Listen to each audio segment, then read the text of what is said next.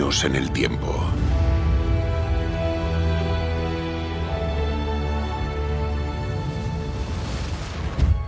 Una noche, hace más o menos 2500 años, el poderoso rey de Babilonia, Nabucodonosor, se quedó dormido mientras contemplaba la vasta gloria de su reino.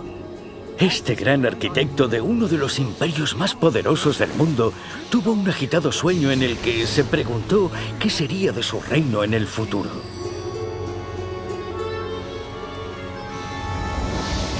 Dios aprovechó esta oportunidad para revelarle a través de un sueño no solo el destino final de su nación, sino también el surgimiento y caída de los imperios del mundo, desde ese momento hasta el final de la historia de la Tierra.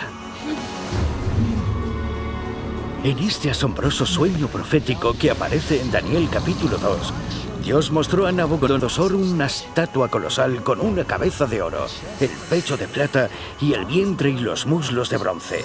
Las piernas de hierro y los pies y los dedos tenían una mezcla de arcilla y hierro. De pronto una enorme piedra cayó del cielo, destruyó la estatua y la hizo añicos.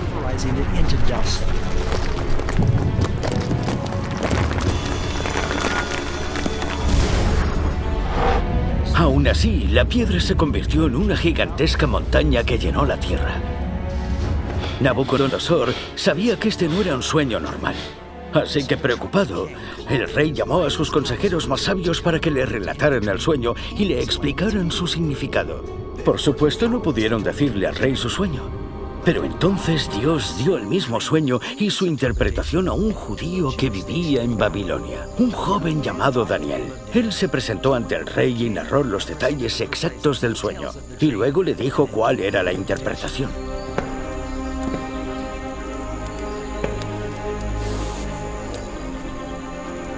Al hacer esto, el profeta de la Biblia anunció cuáles serían los imperios mundiales que afectarían al pueblo de Dios durante los siguientes 2000 años. Y hasta ahora todo esto ha sucedido tal y como Daniel predijo. Él le dijo al rey que la cabeza de oro representaba el reino de Nabucodonosor. Babilonia, que gobernó hasta el año 612 al 539 a.C., fue uno de los imperios más ricos y poderosos de la antigüedad. Podía describirse acertadamente como la cabeza de oro. Babilonia fue probablemente una de las ciudades más sofisticadas y opulentas que se hubieran construido hasta ese momento, y Nabucodonosor fue el rey que más tiempo reinó en la historia de Babilonia. Reconstruyó la ciudad como un escaparate para el mundo entero. La mayor parte de las ciudades del mundo antiguo eran más bien pueblos amurallados. Incluso Jerusalén en tiempos del rey David era en realidad bastante pequeña. Pero Babilonia era una gran ciudad, incluso para los estándares modernos. La ciudad de Nínive, la capital de los asirios, era una ciudad de unos 7,5 kilómetros cuadrados. Roma tenía aproximadamente 2,5 kilómetros cuadrados. Tenemos a Atenas, que por supuesto era la capital de la filosofía, con 2 kilómetros cuadrados. Y luego está Babilonia, con más de 10 kilómetros cuadrados. Tenía 4 veces el tamaño de Roma. Esta magnífica ciudad tenía una arquitectura de lo más asombroso. Tenía a su alrededor 8 puertas, cada una con el nombre de una deidad. La más famosa es la Puerta de Istar, que ahora se encuentra en el Museo de Pérgamo, en Berlín. El río Éufrates atravesaba la ciudad y las murallas la rodeaban. Se trataba de una doble muralla. La exterior tenía cerca de 7 metros de espesor y el muro interior era de 3,5 metros. Había una importante sociedad politeísta, una gran civilización que estaba decidida a conquistar el mundo. Y Nabucodonosor era sin duda la potencia y la fuerza de ese imperio. Daniel le explicó al rey que Babilonia terminaría cayendo como potencia mundial y sería reemplazada por otro, uno representado por el pecho y los brazos de plata. El imperio medo-persa, bajo el liderazgo de su rey Ciro, conquistó Babilonia en el año 539 a.C. en una brillante maniobra militar. En una noche, la inmensa ciudad fue conquistada con sus murallas y puertas aún intactas. Y lo más sorprendente es que todos los detalles de esta victoria fueron predichos por la profecía bíblica 150 años antes. Heródoto narra la historia. Nos cuenta que el caballo de Ciro se ahogó y este se enfureció con el propio río y decidió tomarlo. Hizo que sus soldados cavaran 540 canales para desviarlo y así destruir el río eliminando su caudal. Al hacer esto, logró algo que le ayudó a conquistar la ciudad de Babilonia. Cuando desviaron el cauce del río, pudieron pasar por debajo de las murallas de la ciudad, porque las puertas del río habían quedado abiertas. Y eso es lo que hizo el ejército. Entraron y pudieron abrir las puertas de la ciudad y conquistar toda Babilonia. Algo inimaginable en aquel momento. Pero es lo que la profecía había dicho que sucedería. Y eso es exactamente lo que ocurrió. Así dice el Señor a su ungido, a Ciro, a cual tomé yo por su mano derecha, para sujetar naciones delante de él y desatar lomos de reyes, para abrir delante de él puertas, y las puertas no se cerrarán. Para que sepas que yo soy el Señor, el Dios de Israel, que te pongo nombre. Se nombra a Ciro con 150 años de antelación. El profeta Isaías mira hacia el futuro y, mediante inspiración divina, dice el nombre de forma precisa de la persona que conquistaría Babilonia tal y como decía la profecía. En el capítulo 44 tenemos esta asombrosa profecía donde dice a las profundidades: Secaos y tus ríos haré secar, que dice de Ciro: es mi pastor y cumplirá todo lo que yo quiero. Así que en este texto, Isaías predice 150 años antes el medio exacto por el que Ciro tomaría la ciudad de Babilonia. Aquí podemos ver lo asombrosa que es la profecía bíblica.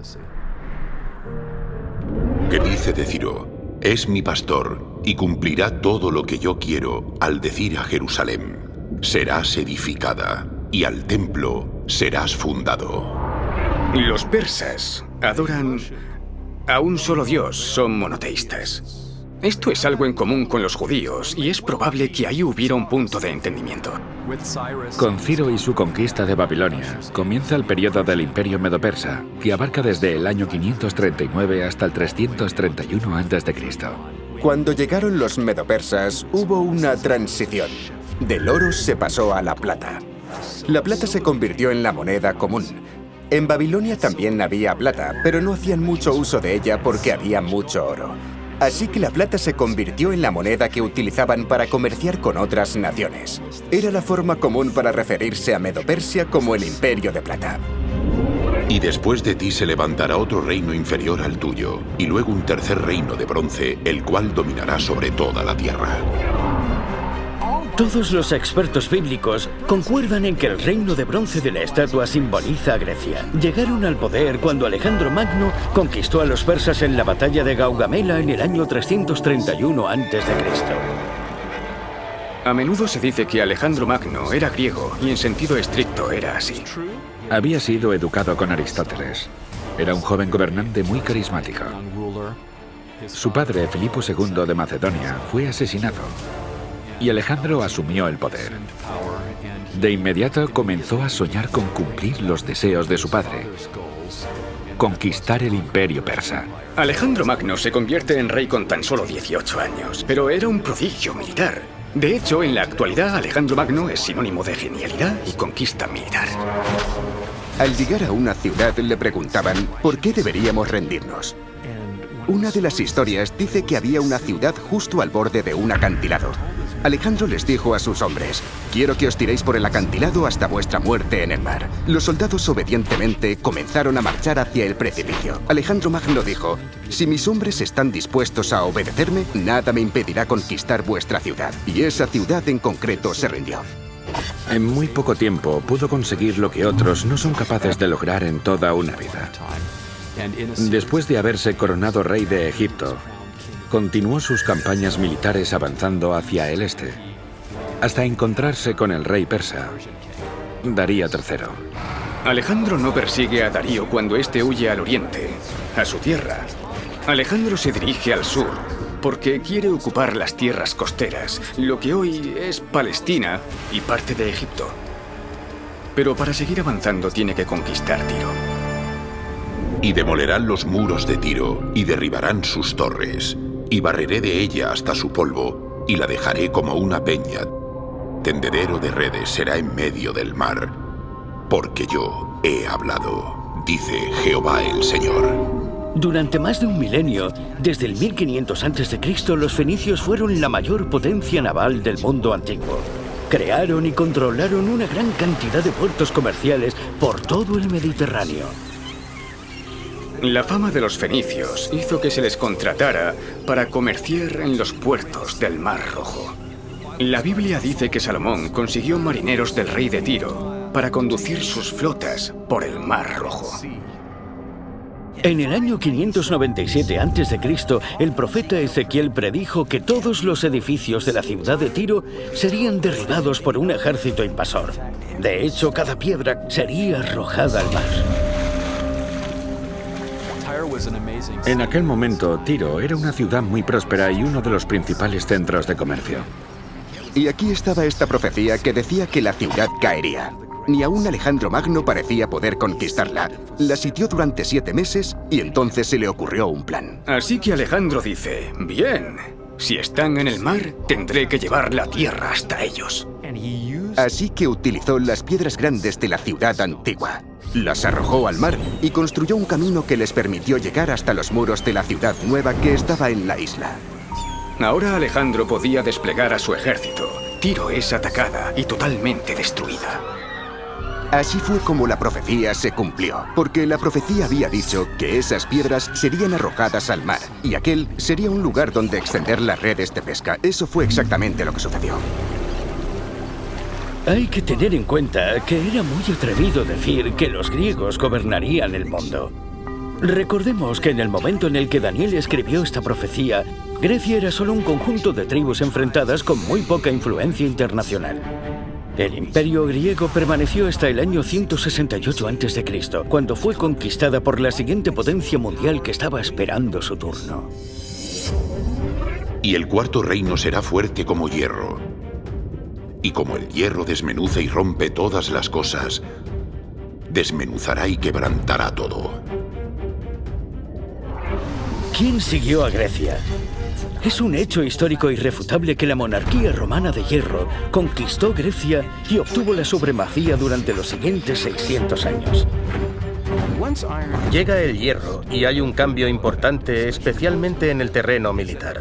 Baja considerablemente el precio de las armas y esto hace que fabricar puntas de flecha de hierro, puntas de lanza de hierro o cascos de hierro sea más económico que las armas de bronce. La razón principal es que el bronce contiene estaño y en la antigüedad solo se podía obtener estaño en 2 lugares, lo que hoy es Afganistán y en la actual Cornualles, en Inglaterra.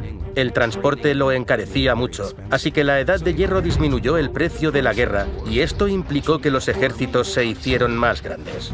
Roma era violenta. Eran despiadados, estaban decididos a conquistar todo lugar por el que pasaban. Eran como el hierro destruyendo todo a su paso. Cuando el Imperio Romano se desmorona en el año 476, no fue conquistado por una sola potencia. En lugar de eso, algunas tribus bárbaras conquistaron Roma y se repartieron el imperio tal y como Daniel había profetizado.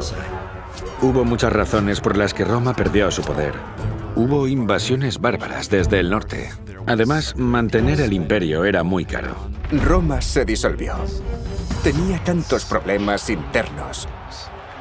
Y mientras Roma se desintegraba, sabemos que al menos 10 tribus entraron y fueron capaces de tomar fragmentos del Imperio Romano.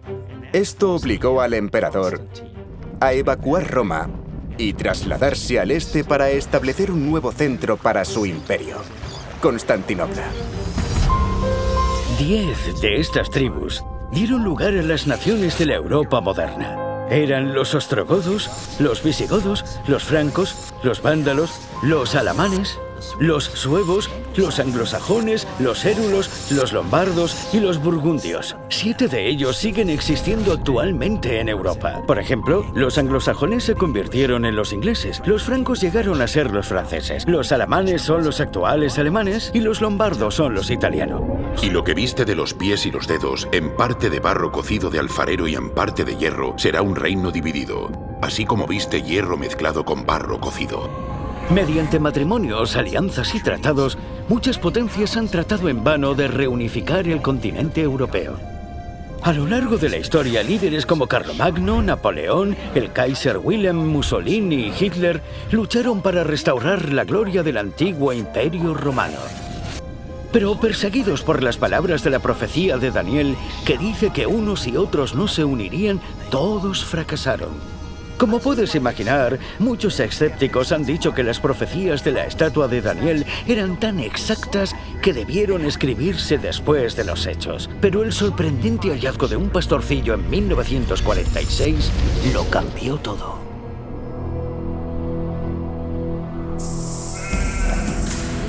Un pastorcillo beduino estaba con unos amigos haciendo daño a unas ovejas y tirando piedras como suelen hacer los jóvenes. Vio una abertura en la roca. Estaba frente a ella. Tomó una piedra y, claro, la tiró en esa dirección. Y cuando cayó dentro de la cueva oyó el sonido de la cerámica al romperse, un ruido bastante claro.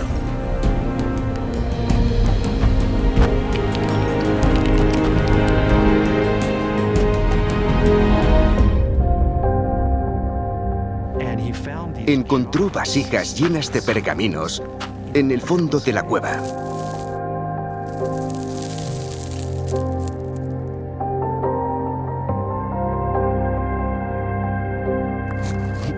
Tomó uno o dos con él y los mostró a su familia, que los llevaron a un anticuario de Belén. Y de allí fueron a parar a Jerusalén. Finalmente, alguien reconoció de qué se trataba y se realizó una expedición a las cuevas de Qumran. En total encontraron cerca de 1000 manuscritos diferentes. Hay pergaminos completos como el famoso rollo de Isaías.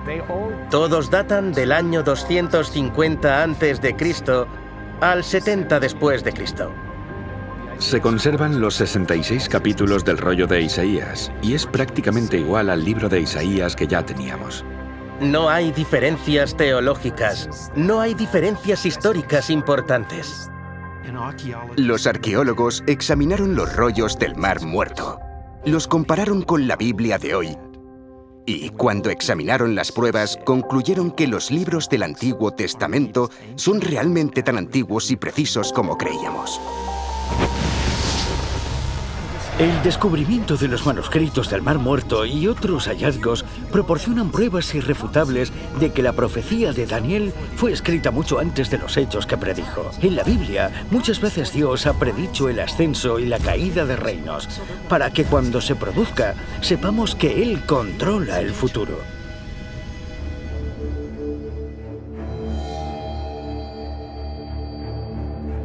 Reinos en el tiempo.